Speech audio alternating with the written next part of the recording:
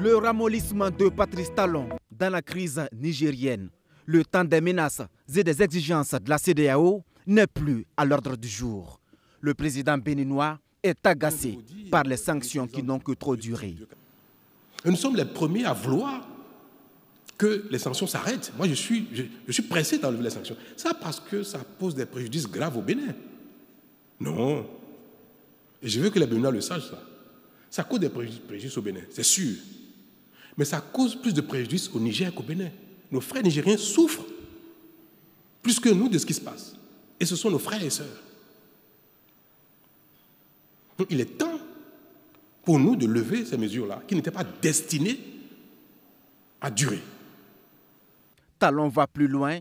Il appelle ses pairs de la CEDEAO à accepter la volonté de Bamako, Niamey et Ouagadougou. Si j'ai l'occasion de l'exprimer au sein de la conférence des chefs d'État, je le dirai, c'est qu'il faut tout laisser tomber.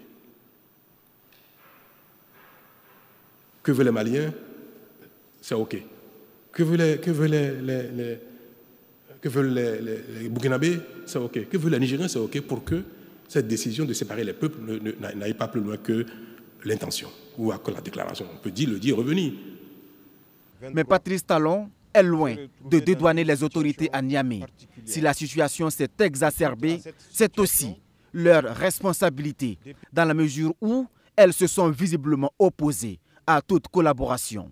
Et on a passé ce message au Niger. Je l'ai fait à titre personnel. Le moment est arrivé où nous devons dire, bon, maintenant, trêve des discussions, des relances, des recommandations, des sanctions et consorts. Dites-nous exactement ce que vous voulez, on va vous accompagner. J'ai dit, moi, personnellement, je suis prêt, au sein de la conférence des chefs d'État, à défendre la position qui est la mienne aujourd'hui en disant, le moment est arrivé pour qu'on fasse trêve de tout ça et qu'on repart de zéro et qu'on prenne acte de ce qui se passe. Et si les autorités nigériennes nous disent ce qu'ils veulent. Parce qu'après tout, personne de la conférence des chefs d'État ne peut dire au nom des Nigériens ce qu'ils veulent.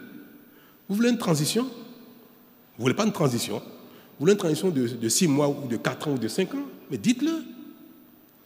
Puisque la responsabilité nous impose de ne pas statuer dans le vide. Pour statuer, il faut quelque chose. Dites-nous ce que vous voulez, on va statuer dessus et puis on va vous accompagner. Parce que le peuple du Niger est en difficulté avec ces sanctions-là depuis. On n'a pas reçu de réponse. Oui à la levée des sanctions, oui pour le dialogue, mais le locataire du palais de la Marina est totalement contre le retrait des 3 pays de la CEDEAO. C'est une politique divisionniste. J'ai parlé au téléphone avec un des 3 présidents. À un moment donné, il faut tout dire. Et je lui ai dit, c'est pas bien. Moi, je conçois que les présidents du Niger, du Burkina disent à un moment donné, on suspend notre participation aux organes de ces institutions-là. Ça se comprendrait. Mais dire que je veux détacher le peuple burkinabé, malien, nigérien du peuple béninois, togolais, sénégalais, le problème, c'est pas entre les peuples. Or, ces décisions qu'ils ont prises sont des décisions qui séparent les peuples. Et ça, c'est pas normal.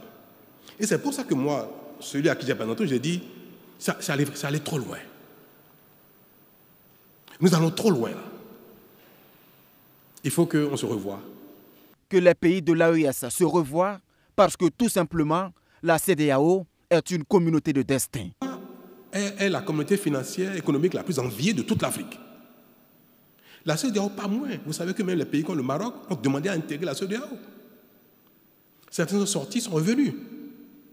Parce que nous faisons de tout petits pas, mais pas de grands pas. On ne peut pas dire que c'est un échec. On ne peut pas dire qu'on n'a pas fait assez. L'Union européenne a mis du temps pour arriver là où ils sont aujourd'hui. Donc, tout ce qui...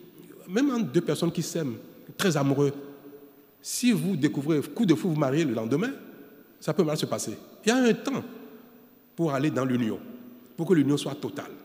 Je voudrais donc vous dire ça, qu'on ne peut pas dire que c'est un échec.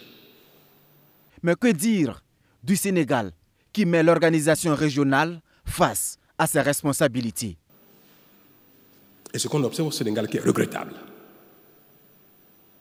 est de nature aujourd'hui à nous interpeller sur le rôle des communautés auxquelles nous appartenons. Est-ce que la CEDEAO, l'UMOA, cette fois-ci, doit condamner ou non? Est-ce qu'elle doit condamner ou non? Quand on condamne, on dit qu'il ne faut pas condamner. Quand on sanctionne, on dit qu'il ne faut pas sanctionner. Il faut faire quoi? On va dire, oui, mais si vous avez condamné ici, vous devez condamner là. D'accord, on l'a fait. Après le Mali, la Guinée, le Burkina, on l'a fait. On dit, bon, une, deux fois. Vous savez que le Burkina n'a pas été sanctionné. Du tout.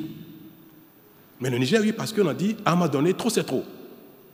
Ce trop c'est trop là continue. Il y a encore un trop qui vient dessus. Il faut faire quoi? Est-ce que la CEDEAO doit condamner? Dire non, ce n'est pas admissible. Non, revenez en arrière. Non, si ce n'est pas fait, voilà les sanctions. On va dire, mais il n'a pas vu ce qui passe au Niger. On l'a fait au Niger. Voilà là où c'est en train de nous amener. Donc, moi, je suis perdu un peu. Un point de presse qui donne l'occasion à Patrice Talon de réitérer sa volonté de ne pas briguer un autre mandat à 2 ans de la fin du dernier.